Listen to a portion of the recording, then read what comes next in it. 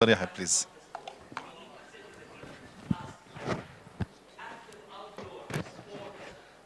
شكرا جزيلا. I'm going to talk about how hard can it get.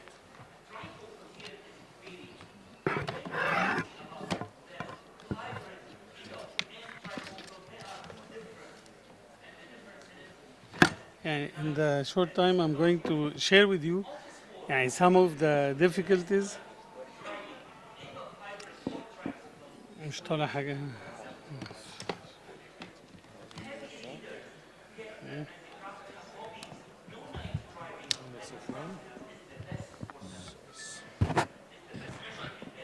ممكن نرجع لا لسه مفيش حاجة. How hard can it get? And we all in our area we see difficult and hard cataracts, and we should have a technique to make it easier and repeatable technique, but we should be always afraid to open the posterior capsule and have a complication early with such hard lenses.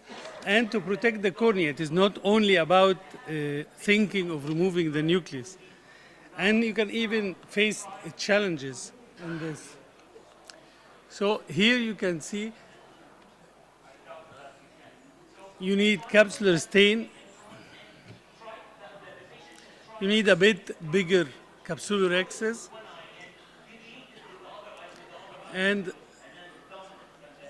the problem in such cases, people always say gummy nucleus, gummy nucleus. There is nothing called is really gummy nucleus. It is only that you did not shave enough deep. So the idea is to create a wide crater, a wide groove, short, it doesn't have to be long, and you shave it down.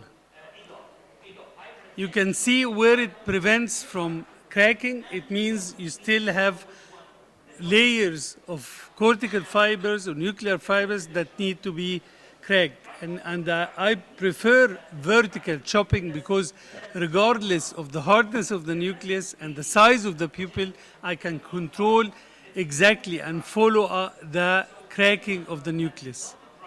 And always think of protecting the cornea, not only removing the nucleus. So here you can see fragmenting the nucleus into smaller and smaller pieces that you essentially remove it with the least power and the highest vacuum that keeps the anterior chamber stable. In this way you don't insult the cornea because usually the surgery is longer than usual.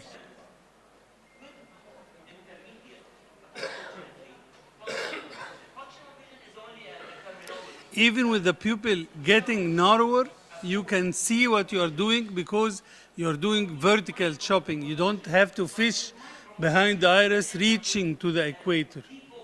Here I'm doing irrigation aspiration. Nothing is happening. I catch the posterior capsule, no problem. Now there is a problem.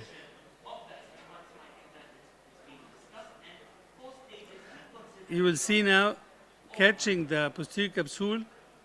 I opened the posterior capsule. Then you have to stop, ask yourself, there is vitreous or no vitreous? There is no vitreous here because you see the rounded edge of the opening. So here I can see the flap, so I decided to continue this into a posterior rhexis. Still, after removing that hard cataract, I want to get the same result. So even I rounded up the opening and I'll check under the iris to see if still I have a residual bag, but you can see in the center of the pupil still part of the posterior capsule is opacified, as you can see it in hard cataract. So I decided again under vision to enlarge the posterior capsular axis without insulting the anterior vitreous face. So it all depends on your visualization and manipulating the tissues and seeing what you are doing. Seeing a complication happening and then dealing with the complication. And then I can implant the intraocular lens in the back. Getting it further يعني, here you can see, even if I had a complication, you can see the cornea is clear at the end of the surgery. The intraocular lens is implanted in the capsular bag. So the plan, as planned, you end the surgery even if you have complication. Sometimes, once you have a technique that is repeatable, you can be faced with such cases. The patient, 85 or 90 years old with kyphosis, black cataract, and you have to deal with him. You can do, of course, extracapsular or intracapsular if you are comfortable with. Here I had to work standing, so I'm using one foot only.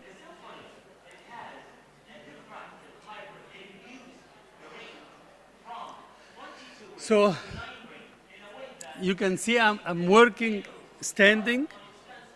The patient, we have to manipulate his position, and it's a black cataract. Even the stain is not that useful in a black cataract. The pupil so far is properly dilated. I'm doing erexis. I never do hydrodissection in hard cataracts because you don't see the wave. And here I'm doing my routine technique, which is called two nuclei concept, debulking the upper part of the nucleus because you want to see, and then creating a deep, wide groove. It's like a well, so you can see the fibers in the floor. Here I found out that the rexis was not complete.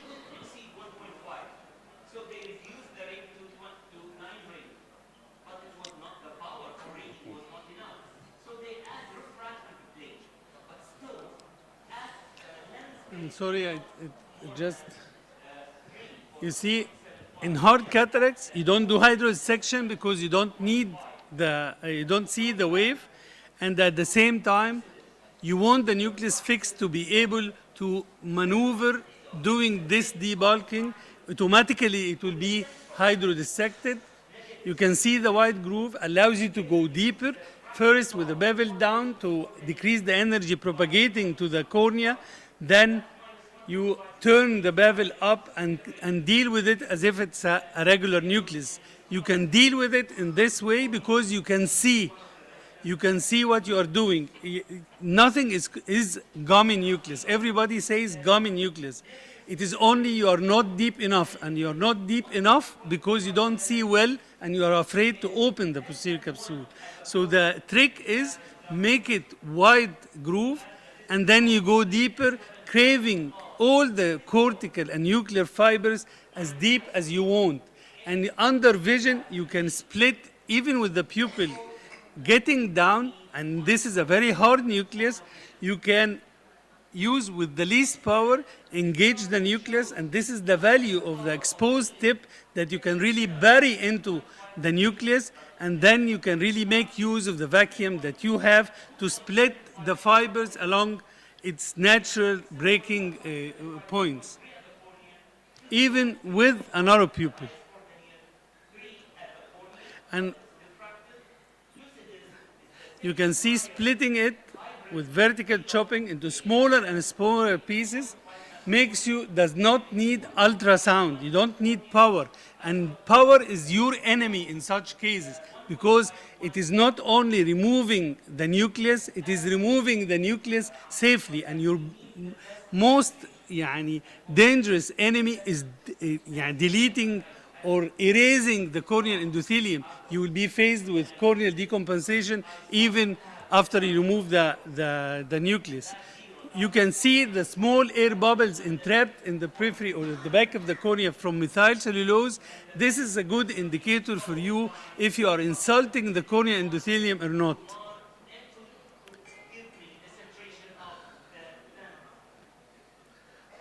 So you can judge the post-operative corneal appearance at the end of the surgery.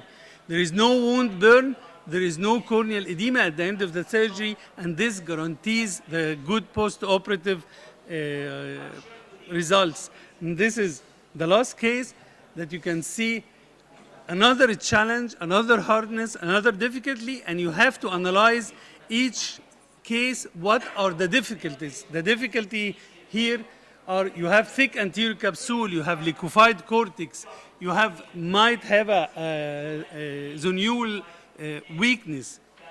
So you have to deal with the first problem to do a proper capsulorhexis. It is not like intumescent only that you have fluid cortex, but here once you lose the pressure inside the capsule, it is difficult to do the capsulorhexis. Then you have to inject viscoelastic into the bag to equalize the pressure in front and behind the anterior capsule, so you can control tearing of the capsule to make a proper capsulorhexis. Then you are faced with the second problem, that you have to be aware that these lenses, they have subluxation, weak zonules. And being a hypermature cataract or Morgagnian cataract, the nucleus is smaller than the bag size. There is no cortex to hold it in place. So it rotates. So you have to overcome this difficulty by embedding and impaling the nucleus to be able to vertically chopping. And as you can see, I can see the splitting of the fibers. And if it is not splitting easily and definitively, I will shave again deeper because I can see the floor. It is not a gummy nucleus. Pupil is getting down, and I know that the bag is weak. You can see this nuclei does not end. So now I have a big fragment remaining. So I inject viscoelastic, inflating the bag, and here I decide to use my preferred technique if I have a complication or I don't want to use the ultrasound, using the capsulorhexis forceps with viscoelastic to divide the nucleus into smaller and smaller pieces that you can remove it from the same incision. Then the nucleus is removed, the cornea is okay, I'm checking the bag. Here I know there is zonulisis, so I insert the capsule tension ring, aiming to support the area of weak zonules first, and rotating it in the plane of the bag, and then implanting a 1-piece or 3-piece lens in the bag. A 3-piece lens in the capsular bag will help support the zonulisis, though you can do a capsular capture of the optical haptic. So there are so many challenges, and everything can get harder, but if you analyze the problem and deal with it in a proper sequential way, you can always get into a safe result. Thank you for your attention. Thank you, Dr. Yahya, for